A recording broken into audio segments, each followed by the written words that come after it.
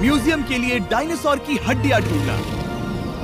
और हाँ, ये नकली हैं क्योंकि ये सभी मर चुके हैं। तो ये उन गड्ढों में से एक है। क्या ये सच में डायनासोर की हड्डियां हैं? बिल्कुल, मैं यहाँ 17 सालों से हूँ। ये अब तक की सबसे बड़ी हड्डी है जिस पर मैंने काम किया है। ये रही मैं एक प्रोफेशनल एथलीट के रूप में ये $1 करोड़ वाली जॉब करने जा रहा हूँ। और मैं आपको बता दूँ कि कितना फर्क होता है एक एस्ट्रोनॉट बनकर हर साल $2 लाख कमाने में। ये पागलपन है। डायनासोर की हड्डियाँ ढूंढकर हर साल $1 लाख कमाने में। Oh my God. और भी कई जॉब्स के बीच, और मैं शुरुआत करूंगा सबसे कम इनकम वाली जॉब से, गोल्ड पैनिंग, जिसके जरिए हम एक साल में $1 कमाएंगे। लेकिन हम करोड़पति बनेंगे शायद तुम्हारे सपनों में। बेसिकली गोल्ड पैनर्स इस मैकेनिज्म में मिट्टी डालते हैं, फिर इसमें पानी डालकर थोड़ा हिलाने के बाद सारा सोना फिल्टर होकर नीचे जमा हो जाता है। लेकिन ये इतना भी आसान नहीं है, क्योंकि 5 घंटों की मेहनत के बाद मैं बिल्कुल भी अमीर नहीं बन पाया। ओह बॉयज, मुझे सोना मिला।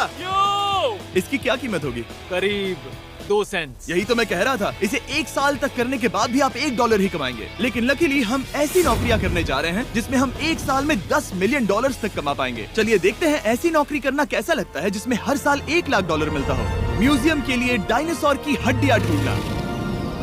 और हाँ, ये नकली हैं क्योंकि ये सभी मर चुके हैं। तो ये उन गड्ढों में से एक है। क्या ये सच में डायनासोर की हड्डियां हैं? बिल्कुल, मैं यहाँ 17 सच में? सालों से हूँ। ये अब तक की सबसे बड़ी हड्डी है जिस पर मैंने काम किया है। ये रही आपकी थाई बोन यहाँ पर, जो करीब 4 फीट लंबी है। तुलना के लिए ये रहा वो डायनासोर, और ये रहे 6 काल जो एक के ऊपर एक खड़े हैं। और मेरी लंबाई 6 फुट 5 है। ये मेरी जैक हैमर्स है, बड़े काम के। तुम कर सकते उसे हो। बिल्कुल पता नहीं वो क्या कर रहा है। उसे कोई है, आइडिया जिमी। नहीं है। आपको ये सुनकर अजीब लगेगा, लेकिन हम इस काम में बहुत बुरे हैं। Whoops! संभल कर। 5 घंटे की मेहनत के बाद भी हमारी प्रोग्रेस ना के बराबर थी। लेकिन हमारे इस धीमी गति के बावजूद एक्सपर्ट की मदद से हम आगे बढ़ रहे थे। मैंने अपने पूरे करियर में इससे बड़ी हड्डी पर कभी काम नहीं किया। और आपने मुझे और काल को इसे छूने दिया? हाँ, बिल्कुल। हमने गड़बड़ कर दी तो? जोश, इसका वजन कितना होगा? करीब करीब 90 से 110 किलो। हाँ। नोलन की मॉम इससे 10 गुना ज्यादा भारी ऐसा है। कुछ नहीं है। अब क्योंकि ये हड्डी इतनी प्राचीन है, हमें इसे उठाने से पहले पीओपी से ढकना होगा, वरना इसके 2 टुकड़े भी हो सकते हैं। उम्मीद है उठाते वक्त ये टूटे नहीं। 1 2 3 कम ऑन। बढ़िया, दम लगा के। ऐशा। बहुत अच्छे। आज पहली बार इंसानों ने इस हड्डी को उठाया है, वो भी कुछ यूट्यूबर्स ने। यकीन नहीं होता। टेबल के ऊपर रखो। तैयार? 1 2 बहुत अच्छे। हाथ संभाल कर काल। और मानो या ना मानो, ये डायनासोर की हड्डी वाकई में एक म्यूजियम में रखी गई। लेकिन क्योंकि म्यूजियम्स बोरिंग होते हैं, आइए नासा में एस्ट्रोनॉट ट्रेनिंग की $2 लाख वाली नौकरी करते हैं। और मेरा पहला मिशन था उनके ऑफिशियल लूनर रोवर को चलाना सीखना। एक दिन ये रोवर चांद पर होगी, है ना? हाँ, हम चांद पर घूमने के लिए इसी का इस्तेमाल करेंगे। ये लोग मुझे ये चलाने क्यों दे रहे हैं? दरवाजे खोल दो। इसे कैसे चलाते हैं? इस डंडे को आगे धकेलो। अभी? हाँ, धकेलो। जिमी, हमें मारना मत, मुझे डर लग रहा है। आते रहो। ओह, ये तो कमाल अब का उसे घुमाओ। है। दाईं ओर? कहीं भी घुमाओ, मुझे फर्क नहीं पड़ता। ओह माय गॉड, यहाँ गाड़ियाँ हैं। क्या इस सड़क पर चला सकते हैं? यहाँ तो चला ही सकते हैं। ओह, बहुत मजा आ रहा है। तुम टेढ़ा क्यों चला रहे हो? मुझे नहीं पता इसे सीधा कैसे किया जाता है। हालांकि मैं इसे ऐसे चला रहा था जैसे मैंने पी रखी हो। मैं सबको नासा के लूनर ट्रेनिंग यार्ड तक पहुंचा पाया, जहां इसकी असली परीक्षा होगी। ओह, हम ऑफ रोड जा रहे हैं। ओह, ये रास्ता ऊबड़ खाबड़ है। तुम मुझे इसे ढलान के नीचे उतारने दे रहे हो? क्या इस मशीन के अंदर सीट बेल्ट है? यहाँ पर एक सीट बेल्ट है जिसका हम इस्तेमाल नहीं इनके करते। पास सीट बेल्ट है, लेकिन ये लोग पहनते नहीं है। क्या अजीब है। वो ये ढलान तो बहुत ज्यादा है। क्या हम सच में नीचे जा रहे हैं? क्या अब मैं सीट बेल्ट पहन सकता हूँ? हम टेढ़े होकर ढलान उतर रहे हैं। नहीं नहीं नहीं नहीं नहीं, जिमी। हाथ उठाओ ताकि उन्हें पता चले कि मैं चला रहा हूँ। वाह, ठीक है। इन्होंने तो सच में। मैं उठकर पीछे चला नहीं जाता हूँ। नहीं नहीं, बैठ जा। नहीं, नहीं। ऐसे चलाना ठीक रहेगा? मुझे पकड़ो कार्ल, पकड़ो मुझे। लेनिन, तुम चांद पर सर्वाइव नहीं कर पाओगे। हाँ, शायद मैं कर पाऊंगा। और उसके बाद नासा ने मुझे अपनी विशाल स्पेस फैसिलिटी दिखाई। यकीन नहीं होता, ये पृथ्वी का दूसरा सबसे बड़ा पूल है। ऐसा लग रहा था मानो वो हम पर फ्लेक्स कर रहे हो, खासकर जब उन्होंने अपना स्पेस सूट दिखाया। स्पेस सूट को पहनने के बाद ही तुम एक एस्ट्रोनॉट बन जाते हो। लेकिन इसमें भी एक दिक्कत थी। स्पेस वॉक करने के लिए क्या आपको डायपर पहनना पड़ता है? तुम इस सूट में 12 घंटे तक रहते हो। वाओ, इसे पकड़ो। तो ये सचमुच एक एडल्ट डायपर है। तो जरा संभल कर। हाँ। ये स्पेस आर्टिफैक्ट है। ये कई बार मिशंस में इस्तेमाल हुआ है। यानी असली एस्ट्रोनॉट्स ने इसे पहना है। हाँ। और उन्होंने इसमें सुसु भी किया था। क्या आपने इसमें सुसु किया है? मैंने नहीं, इसमें नहीं। ठीक है।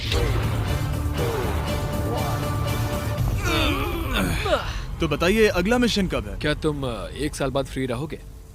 मैं समय निकाल लूंगा। Okay okay. और मेरी ट्रेनिंग के आखिरी स्टेप में मैं एक कमाल की चीज करने जा रहा हूँ। उन्होंने मुझे चांद को छूने का परमिशन दिया। थोड़ा दम लगाकर खींचूं क्योंकि इसका वजन 4000 किलोग्राम है। ये 4000 किलोग्राम का है। जोर से खींचो। वाह, ये कमाल का पूरी दुनिया में इससे बड़ा मून रॉक कलेक्शन कहीं भी नहीं है। यकीन नहीं होता वो हमें ये करने दे रहा है। तुम जानते हो ना हम बस एक यूट्यूब चैनल है। हाँ। ओह माय गॉड, ये किसी जमाने में चांद पर हुआ करते थे। क्या मैं इस जेनेसिस रॉक को छू सकता हूँ? बिल्कुल नहीं। कल हमने एक डायनासोर का फॉसिल खोजा था, इसलिए मैं इसमें एक्सपर्ट हूँ। Okay. क्या आप छू सकता हूँ? नहीं। मैंने कोशिश की। ये वास्तव में चांद को छू रहा है। ओह, ये तो कमाल है। तो इस ट्यूब में चांद की मिट्टी रखी गई है और इसे अब तक खोला नहीं गया है। और अगर ये सच है तो हो सकता है उसमें एक एलियन भी हो। हाँ, वो पहला होगा चांद पर। क्या कहाँ से? तूने कहा मून से? और ये जानने के बाद कि एलियन सच में होते हैं, हम अपनी अगली नौकरी के लिए स्ट्रेटोस्फीयर की ओर गए, जहाँ कार्ल और नोलन ने प्लेन उड़ाया। मैंने पहले कभी प्लेन नहीं उड़ाया। हमें पता नहीं हम क्या कर रहे हैं। फ्लाइट ट्रेनिंग के पहले दिन पर आपका स्वागत है। मैं मजाक नहीं कर रहा। बॉयज को एक असली प्लेन उड़ाने के पहले बस एक बार इस फ्लाइट सिमुलेटर में प्लेन को लैंड करवाना होगा। तो ये रहा हमारा थ्रॉटल। पीछे खींचने पर प्लेन धीमा हो जाएगा। Oh my God. और लगातार एक के बाद एक ओह गॉड। नोलन की क्रैश लैंडिंग के बाद तुमने प्लेन को क्रैश कर दिया।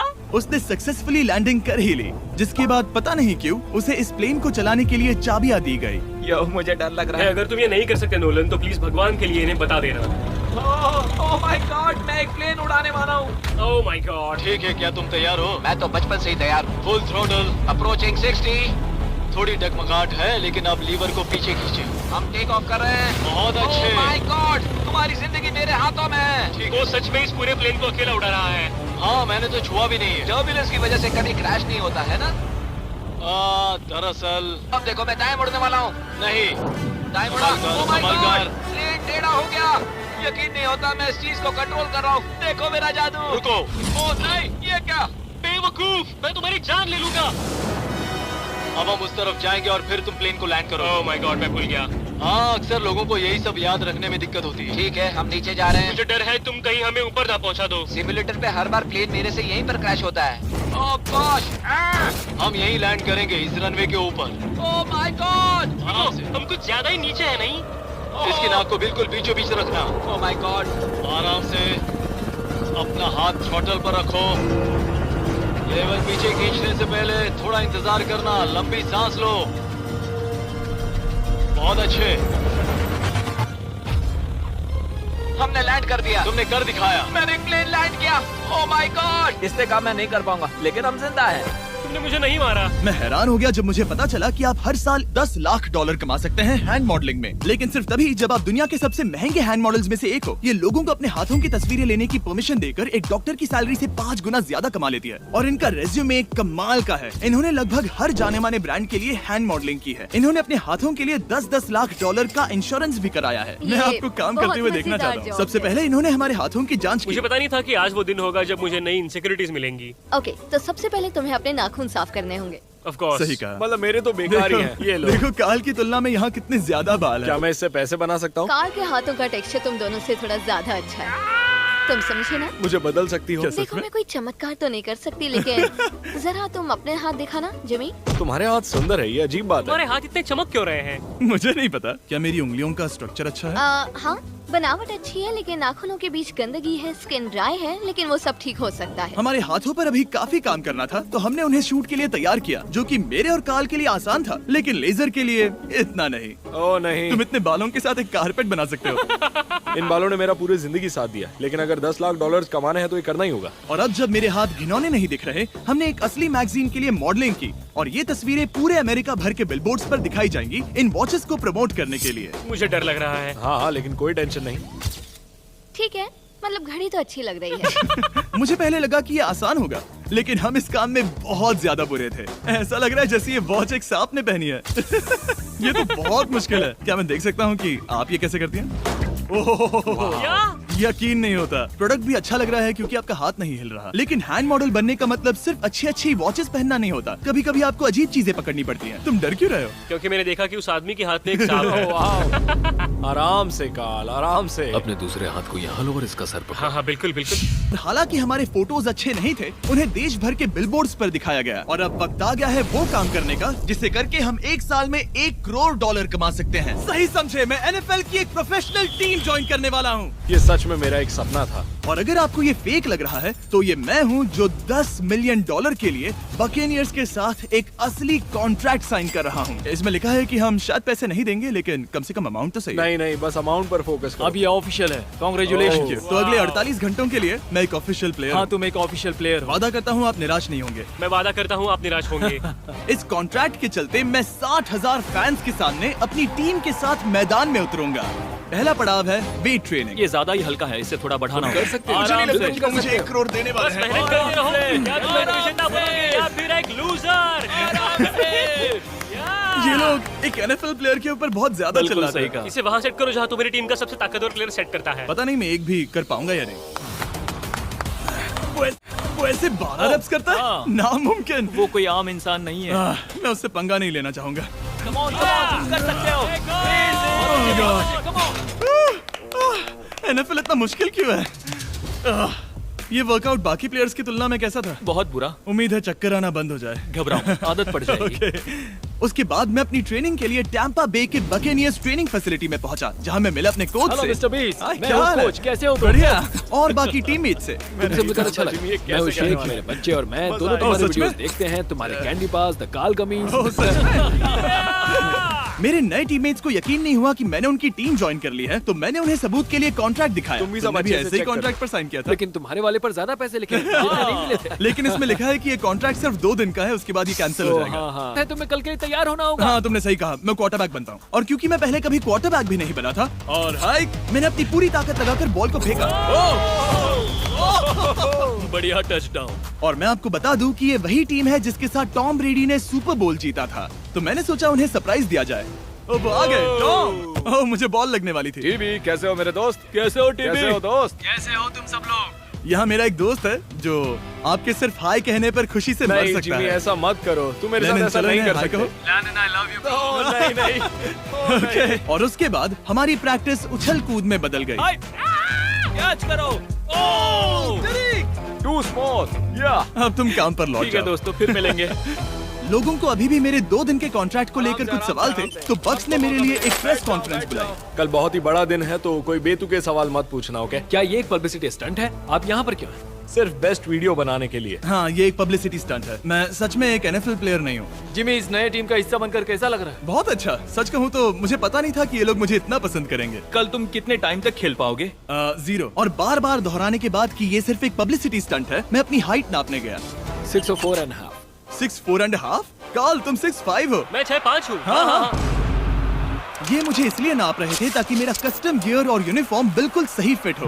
ये सच में बहुत ही अच्छा लग रहा है। सही कहा। और यूनिफॉर्म बनवाने के बाद ऑफिशियल गेम डे आ ही गया। मुझे अब भी नहीं पता कि वो मुझे ऐसा क्यों करने दे रहे हैं। बट हे, थैंक्स बक्स। तुम हैरान हो कि उन्होंने मुझे टीम में ले लिया? ये मेरा साइन किया गया पहला फुटबॉल है। जिमी अभी किसी भी वक्त बाहर आता ही होगा। तुम 100 पॉइंट से लीड करोगे तो शायद मुझे खेलने मिलेगा। मुझ पर एहसान करो और स्कोर बोर्ड तोड़ दो। जैसा तुम कहो। ये उसका पहला गेम है और शायद उसका आखिरी भी। उसकी हड्डियां टूट जाएंगी। ये सब कैसे हो गया? ये तो सपने जैसा है। ये कितना कमाल है। और क्योंकि ये मेरी जिंदगी का सबसे पहला और आखिरी NFL गेम है, टीम ने मुझे एंट्री पर सबसे आगे रहने दिया। Let's go boys.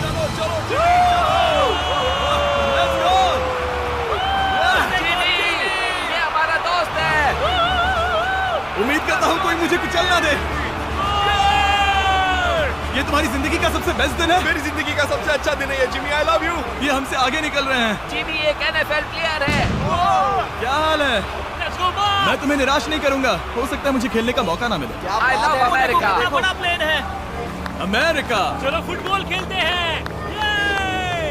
मुझे एक ऑफिशियल NFL प्लेयर बनाने के लिए मैं बकेनियर्स का शुक्रगुजार हूँ। और अच्छा हुआ कि उन्होंने मुझे खेलने नहीं दिया, क्योंकि अगर वो मुझे टैकल करते तो मेरा मरना तो तय था। मुझे लगा सब खत्म हो गया है, लेकिन फिर फैल्कन्स ने ये ट्वीट किया, मिस्टर बीस्ट के नेक्स्ट चैलेंज के लिए गोल मारो